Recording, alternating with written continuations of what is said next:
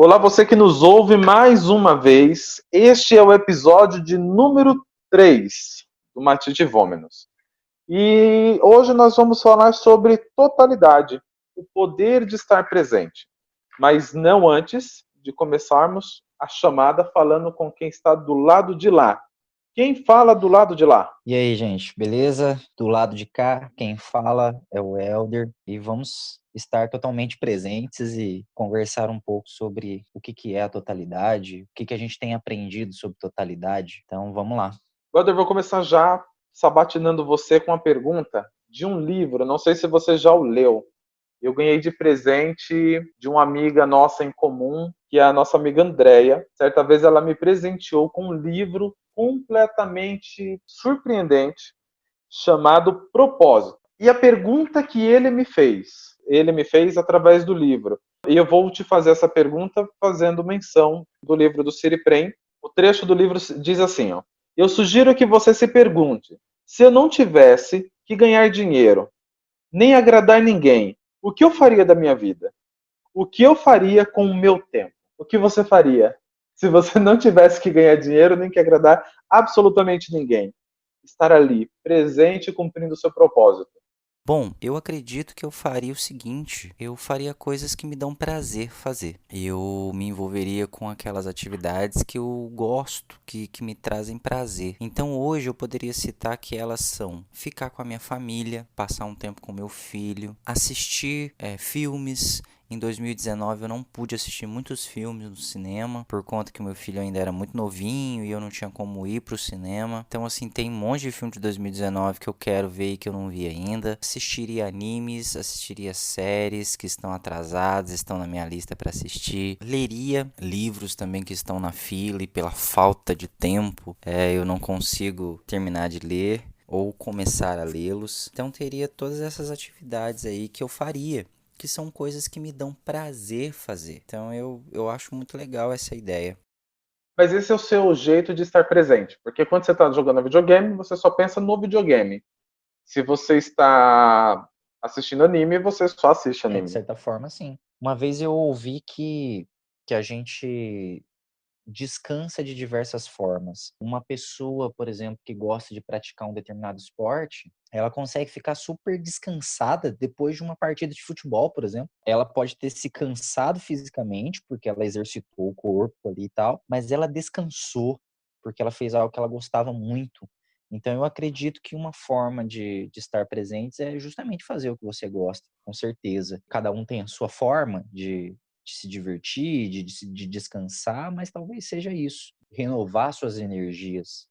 Você me fez lembrar, logo quando eu casei com a Thaís, é que o momento dela estar presente, seja como uma prática meditativa ou seja como uma forma de descansar, ela gosta de fazer faxina. Olha só.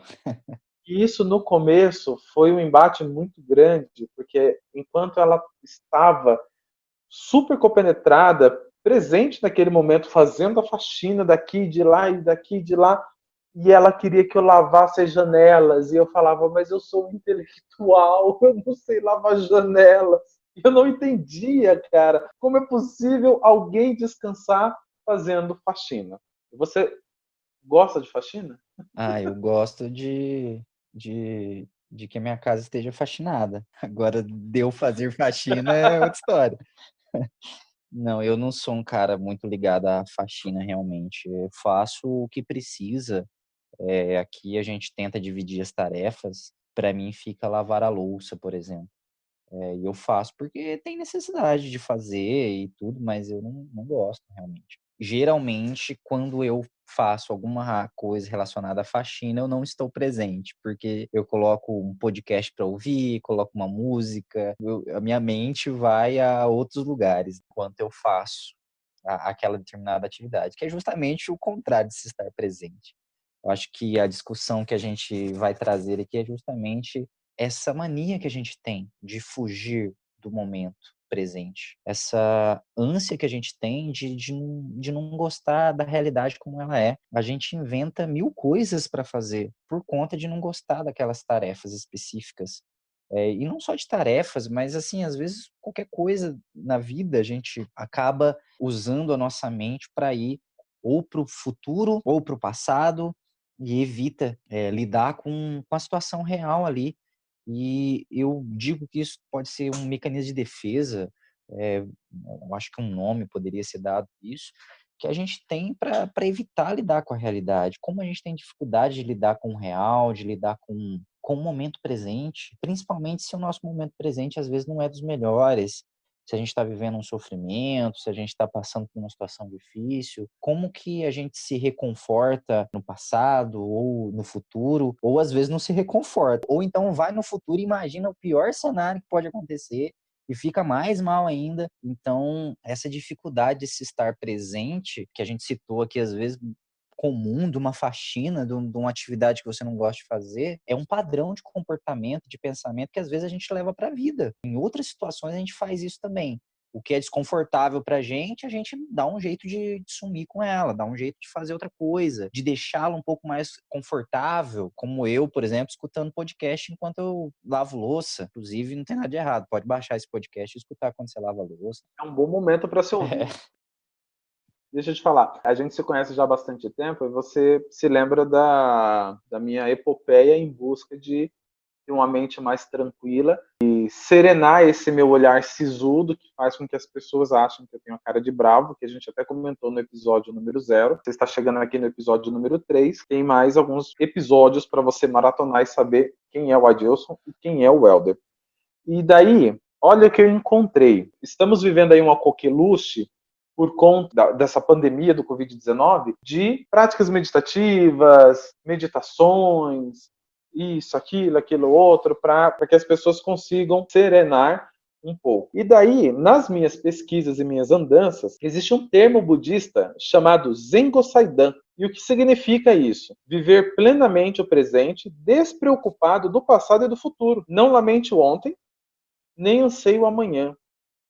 Concentre as energias no agora e não haverá arrependimentos e frustrações.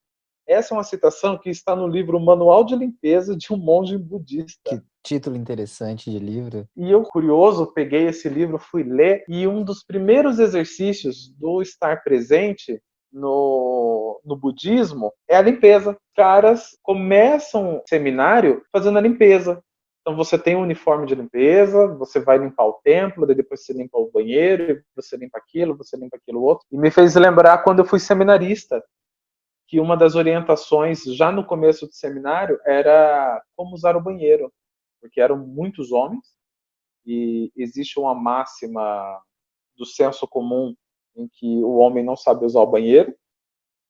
E quando você convive com muitos homens, essa máxima do senso comum acaba tendo um fundo científico, e você vai vendo que é muito complicado.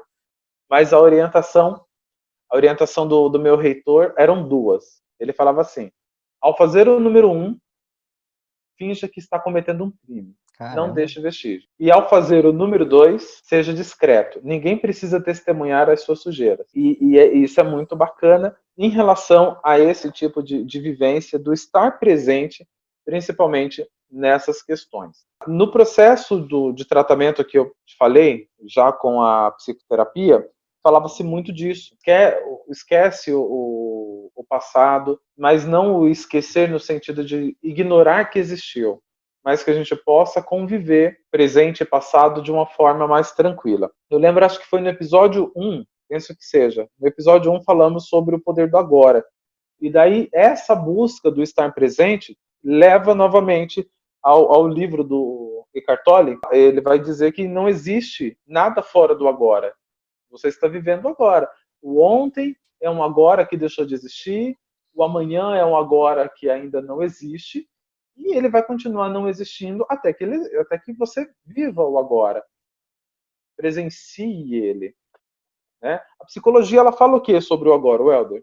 Então, Adilson, realmente, cara, esse livro, como a gente já comentou aí no episódio da mente, foi um livro que na minha vida ele fez muita diferença. E essa ideia que ele traz, cara, por mais que não seja uma ideia nova, porque ele vai em fontes de filosofias e religiões muito antigas para trazer essa ideia que ele traz no livro, mas para mim foi algo muito novo. Foi algo assim que modificou a minha forma de ver a vida e tem me transformado porque eu tenho tentado seguir essa ideia de ficar mais presente no agora. É muito prazeroso realmente porque, como ele propõe no livro, no agora não existem problemas. O que efetivamente você pode fazer agora para resolver os seus problemas? Você vai ver que a grande maioria deles você não pode fazer nada agora para resolver. Você só pode se preocupar com eles, ficar vivendo lá no futuro, ou você pode ficar remoendo o passado. Mas agora, efetivamente, você não tem nada que você possa fazer para a maioria dos seus problemas. Então, é algo muito interessante essa ideia de que ele traz de que dentro do agora existe uma paz indescritível. Se você conseguir parar o fluxo de pensamentos, porque nós estamos tão viciados em pensar, em raciocinar, em ficar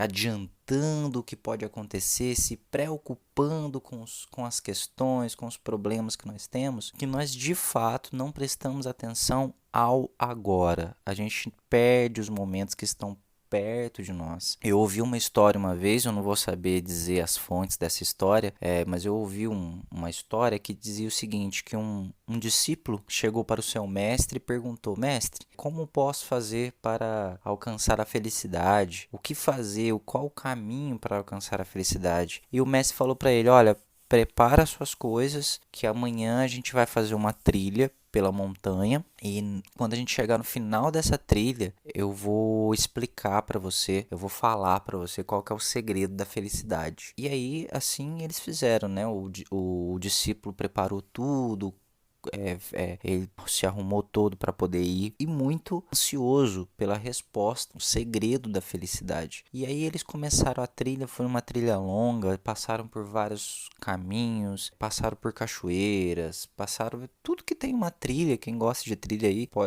pode imaginar muito melhor como é que foi essa jornada deles. E ao final do dia, eles chegaram ao final da trilha onde eles tinham planejado e o discípulo já cansado, ansioso e tudo, ele pergunta pro mestre: então, mestre, o senhor vai me revelar o segredo da felicidade? E o mestre volta para ele e fala: você ainda não entendeu? E aí, quando ele reflete, ele percebe que ele passou por várias questões no caminho ali, eles fizeram aquela trilha toda e chegaram no final e aí ele entende que o mestre queria dizer que a felicidade não está no final da jornada, a felicidade é a jornada, é a caminhada que você faz. Então, assim, isso é também já bem conhecido, essa ideia de que a felicidade mora na jornada, mas ela eu acredito que ela é uma verdade muito forte, porque, cara, enquanto você fica fazendo planos para ser feliz, você acaba não sendo feliz. Então você precisa aprender de fato a ser feliz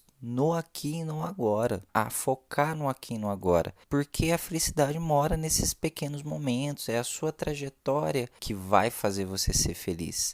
É a sua trajetória que vai fazer você chegar. Aliás, não é aonde você quer chegar que está a sua felicidade, mas é o caminho que você faz para chegar lá. E aí algumas pessoas podem até dizer: nossa, mas o meu agora é terrível. E é óbvio que aqui a gente não está falando para você fechar os olhos para os seus problemas, fingir que nada está errado na sua vida, que nada está acontecendo. Mas aqui a gente está pedindo para você ajustar as velas. Tem uma frase que diz o seguinte: o pessimista reclama do vento, o otimista espera que ele mude, o realista ajusta as velas do barco. A gente não está falando para você ser pessimista e acreditar que a sua vida é uma droga, tem nada que você possa fazer para mudar. A gente também não está pedindo para você ser otimista e ficar falando que, nossa, tudo vai dar certo, tudo vai acontecer e tal, e não fazer efetivamente nada para mudar a sua vida. Mas a gente está falando que você pode sim ajustar as velas. Uma vez que você foca no presente, você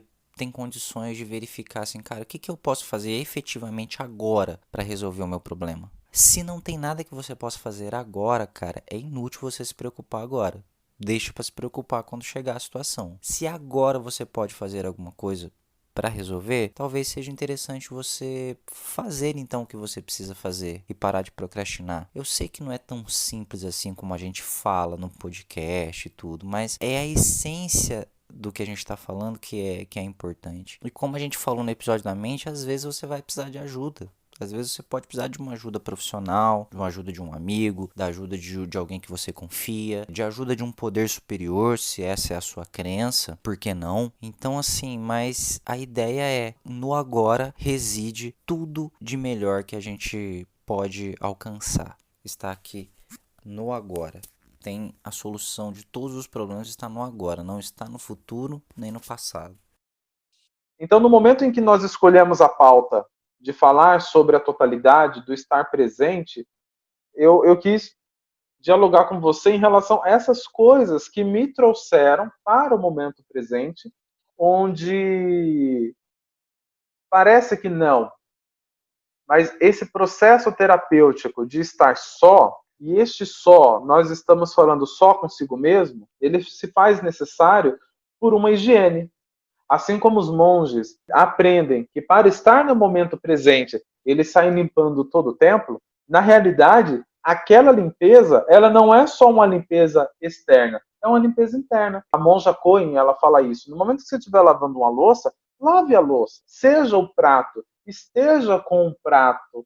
Quantas coisas se tirou daquele prato para que ele possa ser utilizado novamente? Talvez aquele alimento não tenha sido bom, mas quando você usar aquele prato de novo, ele não terá o gosto daquele alimento ruim. Talvez o alimento que você colocou naquele prato na noite anterior tenha sido algo deliciosamente maravilhoso, só que ele não está ali também. Ele também está no passado. E no futuro, o que você há de colocar ali ainda não existe, porque ele não passou pelo processo de preparação. Então é interessante pensarmos que a totalidade é o estar presente. Será que estamos presentes mesmo? Nas coisas que fazemos, queremos, almejamos. Então, para finalizar, Welder, vou trazer também um trecho do Poder do Agora, e eu sugiro que um dia possamos fazer um episódio só do Poder do Agora, coisas que a gente aprendeu com essa bagaça. O Pode poder do ser bem agora legal. nada mais é do que o poder de sua presença e da sua consciência libertada das suas formas de pensamento. Olhar para o pensamento, igual falamos no episódio número 1, a mente, o temperamento e a aprendizagem. E essas coisas possamos ser testemunhas. Bom, eu acredito que o poder de estar presente é isso mesmo, é a gente poder olhar para nossa mente e não se identificar com ela, né?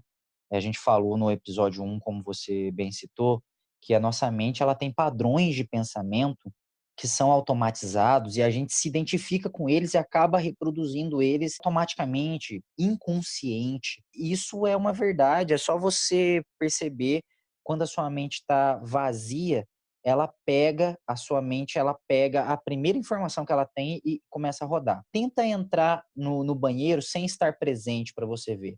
Você vai perceber que em algum momento você pegou a escova de dentes e colocou pasta, mesmo sem você estar querendo escovar os dentes. Por quê? Porque tem programações aí na sua cabeça que começam a rodar quando não tem ninguém usando. Então, o estar presente faz você se apropriar do momento do agora, realmente, e viver aquele momento de forma intensa. Então, lavar o prato, como a monja Coen falou, pode parecer uma besteira, né? O que é isso? Vou ficar pensando em lavar o prato, mas faz você parar de deixar sua mente viajar louca, pensando e repensando e reproduzindo aqueles padrões de pensamento que às vezes são nocivos. Nós somos viciados em pensar e viciados em pensar coisas negativas, coisas que destroem a gente, coisas que machucam a gente. Então, você aprender a estar presente na sua totalidade ajuda você a não deixar rodar programas automáticos da sua cabeça.